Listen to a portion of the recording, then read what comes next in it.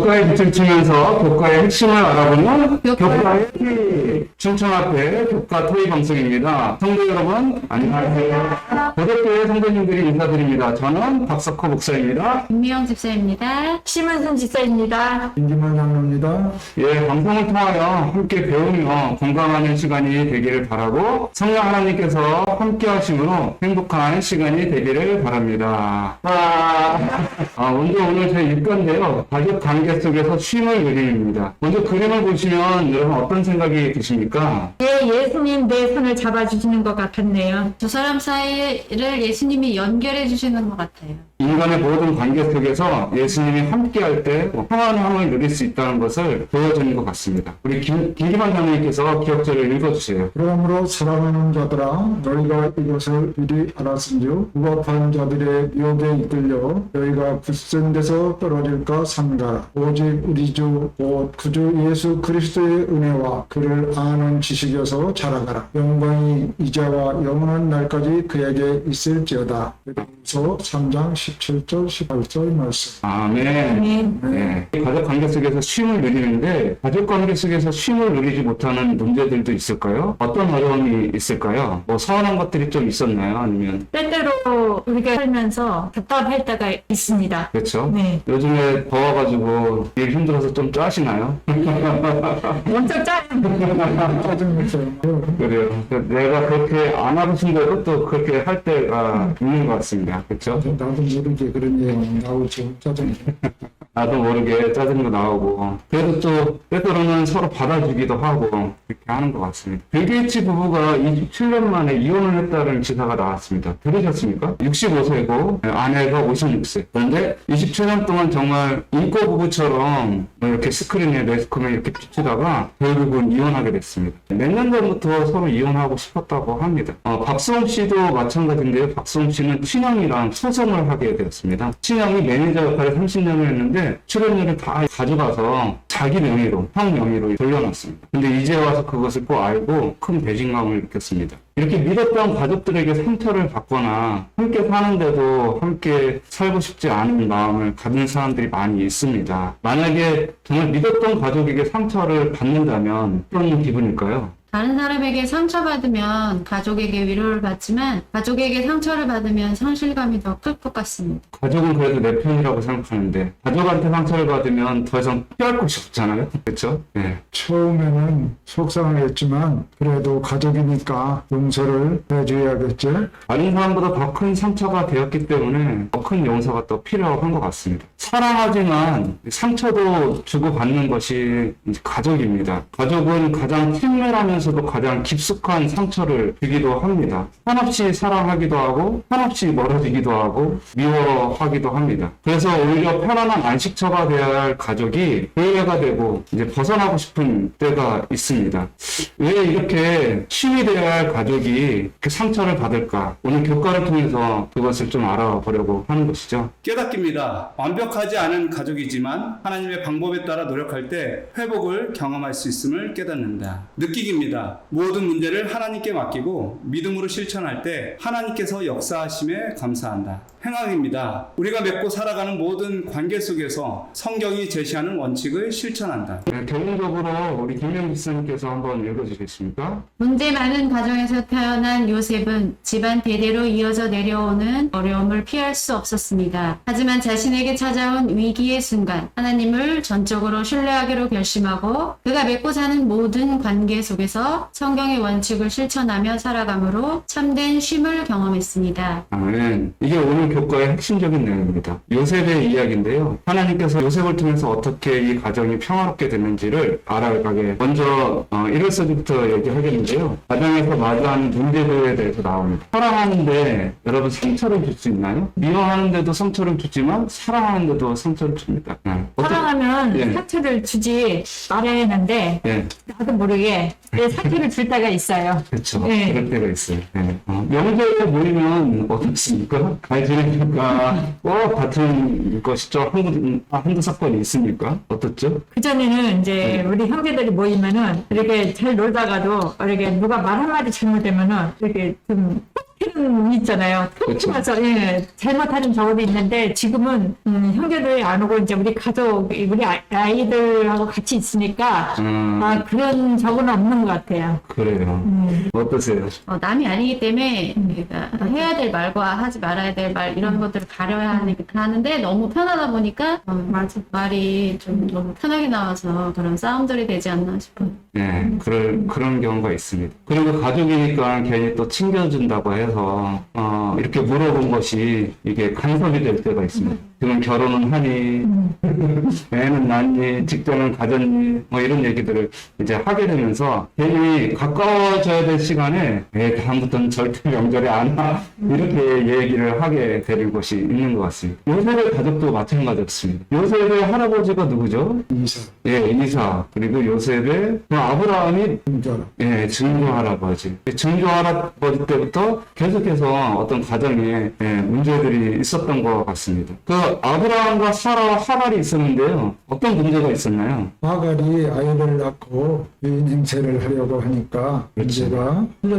틀려졌지요. 아, 그렇죠. 사실 그 사라가 하갈을 엄청 믿고 챙겼을 것입니다. 그러니까는 자기 대신 아이를 낳으라고 했겠죠. 수많은 종들이 있는데 왜 굳이 하갈이었냐 하면 믿었기 때문에. 근데 그렇게 믿고 사랑해줬는데 오히려 하갈도 마찬가지입니다. 하갈도 그렇게 믿고 사랑해준 것을 보답을 해야 되지만 막상 아이를 낳고 아이를 이제 사랑하는 마음이 커지니까 결국은 사라와 이렇게 좀 틀어지게 되었습니다. 그 다음에 이삭과 리브가 이 관계는 어땠나요? 이삭과 리브가 이삭과 리브가는 처음에는 사이가 좋았지만 쌍둥이를 낳고 서로의 입장이 달라졌습니다. 그렇죠. 이삭은 에서를 편애하고 리브가는 야곱을 편애해 갈등이 생겼습니다. 그렇죠. 그러니까 부부싸움의 대부분은 사실 자식 때문에 이렇게 그랬잖아요. 자식. 예, 근데 그게 다 자식을 사랑하는 마음, 엄마도 아빠도 야, 이 자녀가 이렇게 컸으면 좋겠다라는 그런 마음이 있기 때문에 결국은 그렇게 또 다투게 되는 것 같습니다.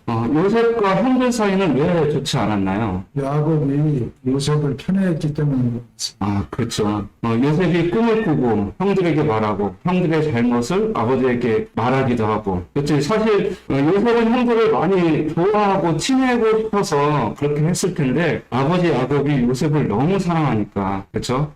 그 나머지 형들은 오히려 그런 요셉이 더 미웠을 것입니다. 근데 그것이 사실은 요셉이 미워서가 아니라 아버지의 사랑을 더 많이 받고 싶어서 아버지의 사랑을 인정받고 싶어서 그런 것 같습니다. 그래서 사랑하기에 더 상처를 주는 것들이 이 가족인 것 같습니다. 이 교과에는 이런 말씀이 있는데요. 이 세상에 완벽한 가정은 없다. 하지만 가정의 문제를 해결하기 위해 하나님께 의지하면서 우리의 연약함을 배우고 하나님의 은혜를 경험할 수 있다.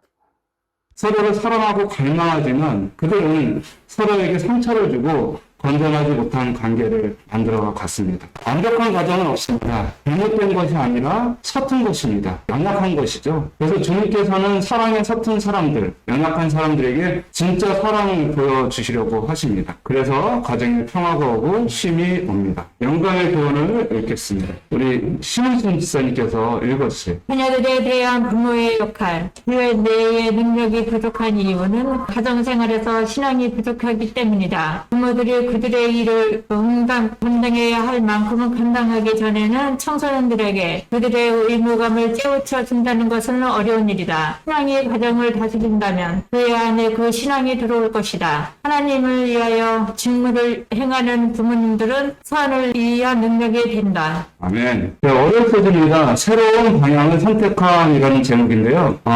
이 챕터에서는 요셉이 애굽의 노예로 팔려가게 되는 것입니다. 근데 왜 하나님께서 이 요셉을 애굽에 팔려가도록 허락을 하셨을까요? 분명히 요셉이 팔려갈 것도 다 알고 형들이 요셉을 미워하는 것도 다 아는데도 불구하고 하나님께서 이것을 허락하셨습니다. 요셉에게는 시험이었지만 그 기간 동안 오히려 하나님의 관계를 더 깊게 할 수 있기 때문입니다. 예, 맞습니다. 만약에 요셉이 팔려가지 않고 집에 있었다면 요셉에 대한 형들의 감정이 있지 않습니까? 어땠을 것 같습니까? 심하게 요셉을 미워했을 것 같아요. 성경님은 어떻게 생각하십니까? 아버지와 하나님을 떠났을지도 모른다는 아. 생각이 드는데 형들이 결국은 아버지, 지긋지긋한 아버지, 요셉만 사랑하는 아버지를 아마 떠났을 수도 있습니다. 그래서 때때로는 멀어질 필요가 있는 것 같습니다.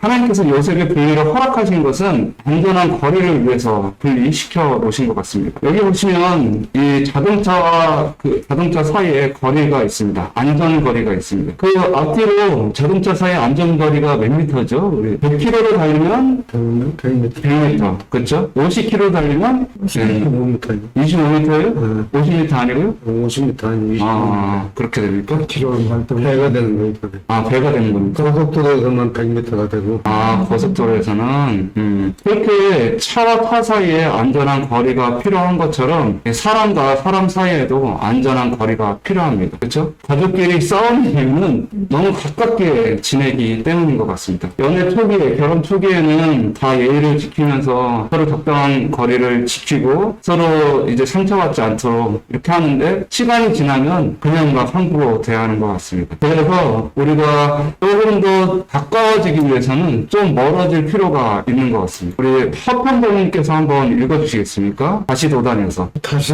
도단에서 일어났던 광경이 그 앞에 떠올랐다. 그는 성난 형제들을 보았고 또 그를 향한 그들의 사나운 눈초리를 느꼈다. 그가 몸부림 치마에 애걸할 때 그를 향해 쏘는 듯한 모욕적인 말들이 그의 귀에 쟁쟁하게 울렸다. 떨리는 마음으로 그는 장내를 내다보았다. 귀엽게 보이지 않은 아들이 열수받고 의지할 데 없는 노예가 되다니 얼마나 큰 환경이 되나인가. 친구도 없는 외로운 몸. 그가 가고 있는 낯선 땅에서 그 운명은 어떻게 될 것인가. 한동안 요셉은 억제할 수 없는 슬픔과 두려움에 빠졌다. 가족과의 분리가 정말로 힘들고 어렵습니다. 때때로는요, 너무너무 아프고 괴롭습니다. 요셉은 애국으로 가는 그 길에서 정말 불안함과 그다음에 아픔 속에서 계속해서 눈물을 흘렸습니다. 그것은 마치 버림받은 것처럼 느꼈기 때문입니다. 근데 그 안에서 하나님을 바라보게 됐고, 그리고 하나님을 바라봄으로 쉼을 얻게 되었습니다. 잠시 분리되어 있는 그동안 하나님과는 더욱더 가까워졌습니다. 이 가족과는 좀 멀어졌지만 하나님과는 더 가까워졌다는 것이죠. 그래서 화이트의 글에는 이렇게 이야기하고 있는데요. 그때 요셉의 생각은 그의 아버지의 하나님께로 향하여 그는 어린 시절에 하나님을 사랑하고 경외하도록 가르침을 받았다. 때때로 그는 아버지의 장막에서 야곱이 그의 집으로부터 도망해 나와서 방황하던 때에 그가 본 계시에 대한 이야기를 들었다. 이제 이 모든 귀한 교훈이 그의 앞에 생생하게 떠올랐다. 요셉은 자기 조상들의 하나님이 자기의 하나님이 되시라는 것을 믿었다. 그리고 그곳에서 그는 여호와께 자기 자신을 완전히 헌신하고 이스라엘의 수호자 하나님께서 그가 일어나는 땅에서도 그와 함께 계시기를 기도하였다. 아멘. 이렇게 잠시 떨어져 있는 그동안 요셉이 얼마나 하나님과 가까이 있게 됐고, 이제 아버지의 신앙이 아닌 자기 개인의 신앙을 경험하게 되는 귀한 시간을 가졌던 것 같습니다. 그래서 교과는 이렇게 이야기하고 있습니다.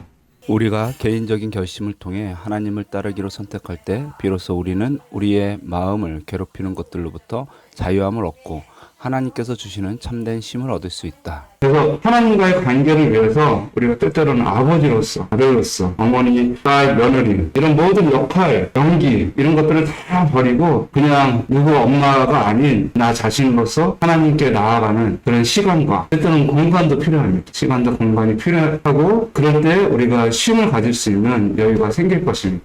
자, 영감의 교훈입니다. 요셉은 그의 지혜와 공의, 그의 일상생활에서의 순결과 자비, 우상을 숭배하는 나라에 속한 백성들의 유익을 위한 자신의 헌신 등을 통하여 그리스도를 대표하는 자가 되었다. 온 애굽이 감사와 찬양을 돌리는 그들의 은인에 의하여 그 이방 민족과 그들을 통하여 그들과 관계를 갖게 된 모든 민족들이 그들의 창조주요, 구속주의 사랑을 바라보게 되었다. 그렇죠? 요셉은 가족과 떨어졌지만 하나님과의 관계가 깊어짐으로 애굽에서 많은 사람들에게 예수님을 전파했군요. 예. 하얀소도에는 진정한 자존감 찾기라는 제목으로 나와 있는데요. 자존감이라는 것이 뭔가요? 자존감. 스스로 존귀하게 여긴다는 말인 것 같습니다. 그렇죠. 존귀하게. 예. 하나님께서 나를 사랑하니 내가 소중한 사람인 거죠. 예. 자존감이란 다른 어떤 이의 인정받음이 없이 그런 걸 갈구함이 없이 오직 하나님의 은혜 아래 자신 자신의 존재 가치를 확증하는 것이다 라고 이렇게 되어 있습니다. 그래서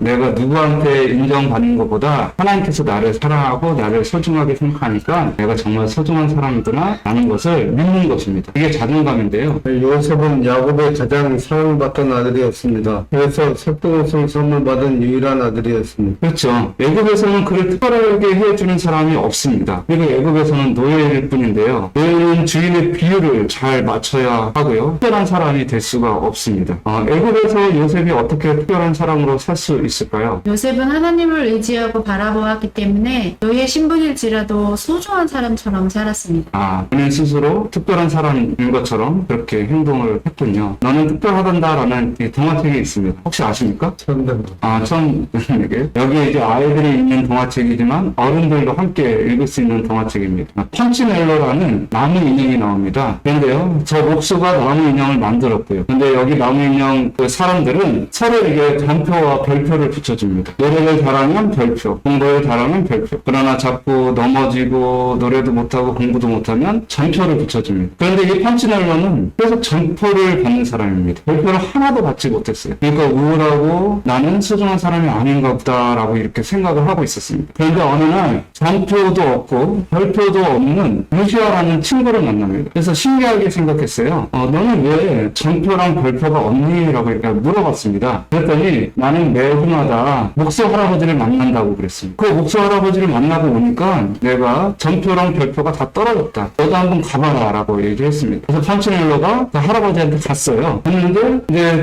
그 할아버지가 자기를 너무 잘 안다는 거예요. 나를 어떻게 아시냐고 그랬더니 내가 널 만들었다 그런 거예요. 사람들은 전표와 별표를 붙입니다. 저는 전표를 많이 맞아서 정말 쓸모없는 인간 같습니다. 그랬더니 아니다. 나는 이 세상에서 너를 아주 특별한 존재로 만들었다. 너 같은 존재는 이 세상에 없다. 그것은 사람들이 잘못하는 것이다 라고 이렇게 이야기를 해줬습니다. 처음에는 믿지 못하다가 자꾸 목사 할아버지를 만나니까 목사 할아버지의 말이 맞는 것 같았습니다. 그리고 스스로 존귀하게 생각하면서 갑자기 전표 하나가 또 떨어져 버리는 거예요. 예. 그렇게 해서 이 펀치넬로가 자신의 소중함을 깨닫게 되는 이야기입니다. 펀치넬로 이야기 속에서 우리가 무슨 교훈을 얻을 수가 있을까요? 우리가 하나님께 사랑받고 이웃에게 사랑을 받는 것은 무엇을 잘하거나 무엇이 많아서가 아니다. 그냥 존재 자체로 소중한 사람이기 때문입니다. 그렇죠. 존재 자체로 소중한 사람이기 때문에 그렇죠. 아무리 많은 성과를 내어도 아무리 많은 소유를 가지고 있어도 우리가 그 스스로 존귀하게 여기는 마음이 없다면 그것은 그 누가 그것을 채워줄 수가 없습니다. 하나님께서 우리를 소중하게 생각하는 것처럼 내 자신을 바라보는 것은 하나님을 향한 믿음이죠. 자존감을 갖는 것은 삶의 쉼을 찾는 것과 무슨 관계가 있을까요? 그건 그 다른 사람의 평가에 기대지 말고 자신을 소중하게 여기고 또 다른 사람을 사랑할 때 우리는 그 참된 쉼을 얻을 수 있다고 그렇게 말할 수 있겠습니다. 이게 무슨 말인가요? 다른 사람의 평가에 기대지 말고 자기 자신을 사랑할 때 그리고 다른 사람을 사랑할 때 서로에게 쉼이 될 수 있다. 왜냐하면 괴롭히지 않는 거예요.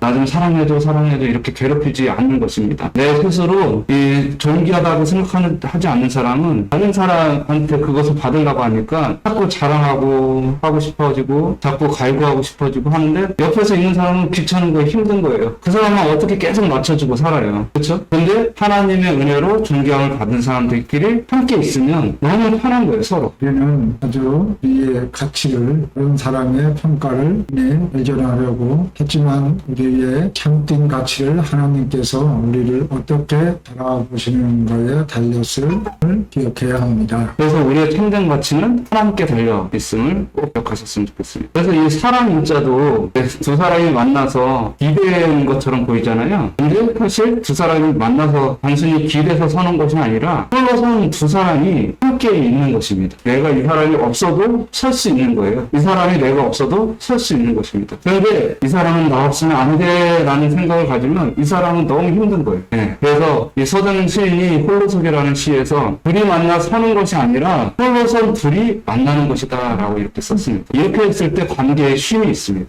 먼저 하나님의 사랑을 충분히 믿고 깨달아야 하는 것이죠. 영광의 교훈을 우리 김경 집사님께서 읽어주세요. 그리스도 안에서 의롭다 선언하심. 우리들은 우리 자신 안에서는 죄인들이지만 그리스도 안에서는 의인들이다. 그리스도의 의를 옷 입히심으로 우리들을 의롭게 하신 하나님께서는 우리들을 의롭다고 선언하셨습니다. 바라보셨으며 의인들처럼 취급하신다. 하나님께서는 우리들을 당신의 사랑하시는 자녀로서 바라보신다. 죄 많은 곳에 은혜가 더욱 많으므로 그리스도께서는 죄의 권세를 대항하여 역사하신다. 하나님께서 우리를 보시는 그대로 우리 자신을 바라보고 스스로 소중한 존재임을 깨닫게 되기를 바랍니다. 네, 수요서집니다. 하나님의 방법으로 관계 맺음. 요셉과 보디발의 아내 문제가 나옵니다. 보디발의 아내가 문제가 있었던 것이죠. 보디발의 아내가 자존감이 없었던 것 같습니다. 사실 주인의 부인이잖아요. 그리고 요셉은 노예인데 왜 그렇게 갈구를 합니까? 왜 그렇게 갈망을 합니까? 근데 보디발의 아내가 요셉을 탐냈었던 이유가 있었던 것 같습니다. 효과에 나오죠? 그는 다른 사람들을 마음대로 조종하고 사용해도 되는 물건으로 보았습니다. 그녀는 요셉을 자기 마음대로 사용하고 싶었습니다. 성경은 요셉은 용모가 빼어나고 아름다웠다고 말합니다. 요셉이 용모가 빼어나고 아름다웠다라는 말에 뭐도 포함되어 있을까요? 아마 요셉이 자존감이 높기 때문에 스스로 빛났던 것 같습니다. 그렇죠? 그래서 보디발의 아내의 눈에는 그 모습이 되게 매력적으로 보였을 거예요. 요셉이 노예인데 노예같지가 않은 거예요. 너무나 멋있어 보이는 거예요. 노예면 주인의 그 눈에 잘 보이면서 아부하고 뭐 이런 것들 있지 않습니까? 근데 이런 것들이 다른 노예들한테는 그것이 보기 싫은데 요셉은 자기한테 잘 보이려고 하지 않고 오히려 그냥 너무 당당하게 살아가니까 그런 모습에 이 요셉을 어떻게 한번 해보고 싶지 않았을까. 그리고 또한 그녀가 약간 애정 결핍이 있지 않았을까라는 생각이 듭니다. 왜냐면은 그 보디발의 사랑으로 충분히 만족을 했어야 되는데 그렇지 않고 자꾸 다른 데서 이제 사랑을 확인하려는 그런 마음이 있었던 것 같습니다. 그래서 요셉에게 더욱더 집착을 했습니다. 근데 이게 한두 번이죠. 여러 번 이렇게 유혹하고 여러 번 다가오면 어떨 것 같습니까? 만약에 여러분이 요셉이었다면 요셉인데 자꾸 어떤 남자들이 치근대요. 어떤 여자들이 치근댑니다. 그럴 때는 여러분 어떠했을 것 같습니까? 실제로 짜증나지. 짜증. 그럼 그 사람한테 직접 짜증을 냈을 것 같습니까? 만약에 요셉이었다면 보디발의 아내인데, 괜히 아내인데 짜증은 안 냈을 텐데요. 그러면은 무시를 했을까요? 일반 보디발에게 보디발에게 일렀을 겁니다. 보디발에게 이랬겠죠. 그렇죠? 화냈을 것이다 나는. 이게 무시할 수도 있습니다. 왜냐하면 저 부인이 나를 그렇게 계속 하는 것을 낮게 봅니다. 저 사람은 이렇게 나한테 자꾸 갈구하는 거 보니까 별거 아닌 사람이다 해서 낮게 보서 무시하고 그냥 함부로 대할 수도 있습니다. 근데 요셉이 정말 건강한 사람이었던 것이 티가 나는 게 한 번도 짜증도 내지 않고 또 화도 내지 않고 그렇다고 무시하지도 않고 그렇다고 그 자기 일에 대해서 보디발한테 일러서 그 책임을 면하려고 하지도 않았습니다. 상당히 건전한 방법으로 그리고 감정적으로 대하지 않고요. 그렇게 했습니다. 보디발과 그의 아내에 대한 예의를 끝까지 지켜가면서 그는 성경적인 원칙으로 그렇게 문제를 해결해 가게 되었습니다. 그래서 교과에는 이런 얘기를 하고 있습니다. 모든 관계 속에서 성경적 원칙을 적용하는 것이 어리석은 것처럼 보이지만 그래도 말씀에 근거할 때 하나님께서 반드시 함께 하신다라고 하는 것이죠. 그것이 축복이 된다. 이건 교과에 나와 있는 내용은 아니지만 제가 찾아온 것입니다. 한번 후평장님께서 읽어주시겠습니까? 사랑은 우리가 예수님에게서 받는 귀한 선물이다. 순결하고 거룩한 애정은 감정이 아니고 원칙이다. 진정한 사랑으로 행동하는 사람들은 무분별하거나 맹목적일 수 없다. 그러나 육신의 마음에서 오는 정욕은 전혀 다른 것이다. 순결한 사랑은 모든 경영하는 일에 하나님을 모시고 하나님의 성령과 완전히 일치하는 반면에 정욕은 완강하고 경솔하고 불의하며 모든 제재를 무시하고 또한 그가 선택한 대상을 우상화할 것이다. 네, 정말입니다. 그래서 우리가 사랑을 한다는 것은 감정적으로 하는 것이 이제 사랑하는 것이 아닙니다. 감정에 기초된 사랑은 금방 이렇게 무너져 버립니다. 요셉은 보디발과 그 아내에 대해서 어떤 원망이나 불평의 말을 하지 않았습니다. 그는 배신당하고 모욕을 당했지만 그 주인에게 보복하려 하지도 않았습니다. 왜냐하면 그의 마음속의 사랑은 예수 그리스도께서 우리에게 보여주신 원칙적 사랑이었습니다. 긍정적인 사랑이 아니죠. 아주 순결하고 거룩한 애정이었습니다. 그렇기 때문에 요셉은 노예로 살면서도 특별한 삶을 살았습니다. 하나 더 찾아왔는데요. 심은순 집사님께서 읽어주셨습니다. 읽어주시겠습니다. 참되고 수고하고 헌신적이며 순결한 사랑이 거의 없다. 이 귀중한 요소는 매우 드물다. 정욕이 사랑이라는 이름으로 쓰여진다. 진실한 사랑이란 충동으로 일깨워진 그리고 심한 시련을 만나면 갑자기 시들어버리는 그런 사랑과는 성격상 전혀 다른 고상하고 거룩한 하나의 원칙이다. 그저 선지자 3권 219. 모든 관계에 있어서 어떻게 사랑하느냐가 되게 중요합니다. 감정적, 충동적 사랑은 금방 사그라들지만 진정한 사랑을 예수님에게 받아서 배워서 사랑할 때 우리가 이 관계에서 쉼을 누릴 수가 있습니다. 하나님은 주인으로 모시고 참 사랑을 배워가겠네요. 그렇죠. 네, 감사합니다.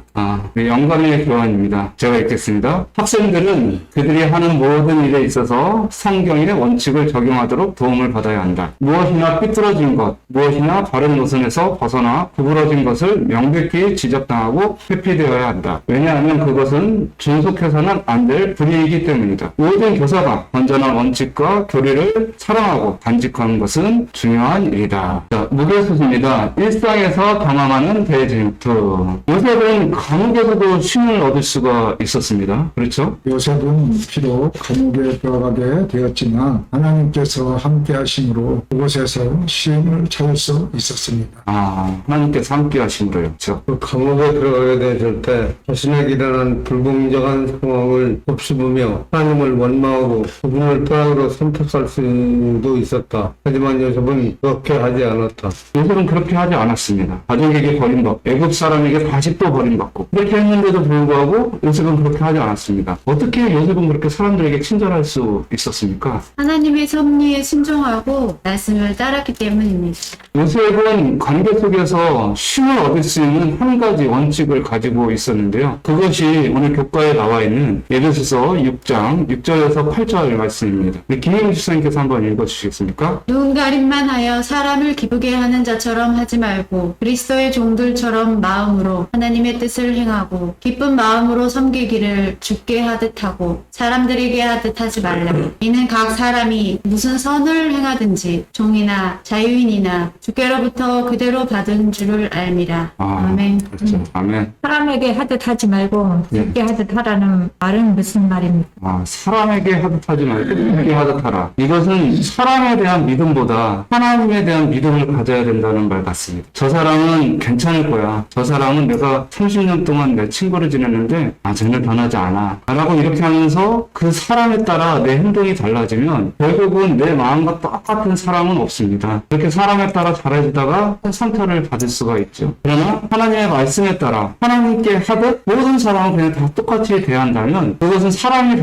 변하더라도 하나님께서 우리와 함께 하시고 하나님께서 길을 열어주심으로 그 모든 일들이 결국은 좋은 방향으로 흘러갈 수 있다라고 하는 것입니다. 요셉은 자기에게 잘해주는 사람만 잘해주지 않았다라고 하는 것이에요. 항상 누구에게나 똑같이 했습니다. 네, 술마통 관장을 꿈을 해석해 주었습니다. 사실상 그는 누구를 도와줄 처지가 안 됐지만 말씀에 순종하는 마음으로 항상 다른 사람에게 그 친절을 베풀었습니다. 그래서 결국은 이 요셉이 바로왕 앞에 가게 되었습니다. 변하는 사람들을 믿지 않고 변하지 않는 하나님의 말씀을 따랐기 때문에 결국 애국왕 앞에 서게 된 것 같습니다. 우리 영감의 교훈을 읽겠습니다. 요셉은 역경 중에서 홍성의 시험을 받았다. 금은 번영으로 흐리지 않았다. 그는 제수의 옥에서처럼 보좌의 다음 자리에 섰을 때에도 똑같이 하나님의 뜻을 신성하게 존중했다. 요셉은 그의 신앙을 어느 곳에든지 지니고 다녔다. 이것이 변함없는 그의 충절의 비결이었다. 그자들이 얻을 수 있는 어떤 승리도 자아를 이기는 것보다 더 귀중하지는 않을 것이다. 아멘. 이 요셉의 이야기를 이렇게 쭉 살펴보면서 내가 배운 것이나 어떤 느낀 것이나 그런 것들이 있습니까? 저는 다른 사람들에게는 이 예의를 갖춰서 말을 하고 인사를 하고 이렇게 하는데 이제 가족은 너무 가깝기 때문에 편해서 이런 말조차도 해도 되나? 이렇게 생각하지 않고 말하는 것에 좀 다시 한번 생각해보고 가까울수록 좀 예의를 지켜야 되지 않겠나. 그래서 서로 상처 주지 않고 사랑으로 인해서 우리가 쉼을 얻어야 되지 않을까라는 생각을 해봤습니다. 감사합니다. 저는 내가 요셉이라면 어땠을까 지금 잠깐 생각을 해봤는데 진짜 요셉은 하나님을 믿었기 때문에 더군다나 아버지 또 할아버지 믿은 하나님을 믿었기 때문에 때문에 그 상태에서도 어렵지만 그것을 무너지지 않고 다시 하나님 앞에 서서 또 그 자리를 지킬 수 있었지 않나 생각합니다. 아멘. 요셉이 참으로 그 형들의 그 미움을 받았다고 했는데 요셉이 그 어린 나이 아니에요. 형들은 좀 나이가 많고 예. 어린 나이에 그 어린 동생이 그렇게 이야기한다 해서 형들이 그렇게 미움을 줄 수 있나 하는 그런 생각을 좀 저는 해봤는데 그 요셉이 미움을 사가지고 애굽까지 이제 팔려가게 되고 또 애굽에서도 그 많은 고난을 받고 어려움을 당하면서도 그 요셉이 정말 하나님과 함께 했다는 것은 정말 사람으로서 할 수 있을 일인가 그런 생각을 저는 많이 해봤습니다. 우리 같으면 짜증도 내고 원망도 하고 불평도 하고 차라리 죽는 게 낫다고 죽으려고도 계획도 있을 거고 그럴 텐데 네. 그런 것이 하나 없어요. 그 성경을 딱 네, 읽어보면 그렇죠. 정말 그런 것이 하나도 없이 요셉은 하나님이 함께 하셨기 때문에 그런 것이다 하는 것을 좀 느껴봤습니다. 하나님이 없었다면은 인간으로서는 그렇게 그 어려움을 겪지 못했을 뿐만 하나님이 함께 했다는 것을 느끼게 됩니다. 예, 감사합니다. 저는 그 요셉과 그 보디발의 그 아내의 관계에 대해서 생각을 해봤는데요. 그냥 보통 그 요셉이 처음에 거절을 했어도 예. 계속해서 그 유혹을 할 때는 예. 그냥 일반적으로 그 유혹에 넘어가지 않을 사람이 거의 없었는데 예. 그 요셉이 끝까지 그 자기 그 원칙을 지켰다는 것은 참으로 오늘날에도 이 시대가 요구하는 그런 인물이었다고 이렇게 생각을 해봤습니다. 감사합니다. 네, 이제 글을 써줍니다. 요셉은 즉시 그 유혹을 물리쳤다. 그는 자신의 명예와 관심을 하나님의 손에 맡겼다. 비록 그가 정시 동안 수고하고 고생하여야 했지만 하나님께서는 사악한 원수의 가혹한 공격으로부터 그의 명예를 안전하게 지켜주셨고 그의 정하신 때에 반짝반짝 빛나게 하셨다. 하나님께서는 강음마저 그의 성공을 위한 덕으로 사용하시다. 올바르게 행한 모든 일은 때가 되면 그 보상을 주게 될 것이다. 요셉의 마음을 막아주었던 방패는 하나님을 경외하는 요셉의 태도였다. 사단은 요셉의 쉼을 빼앗으려 했지만 요셉은 하나님을 믿고 의지하고 순종함으로 어떠한 상황 속에서도 쉼을 얻을 수 있었습니다. 여러분의 삶 속에 이런 쉼이 경험되기를 간절히 바랍니다. 우리 묵상으로 마치겠습니다.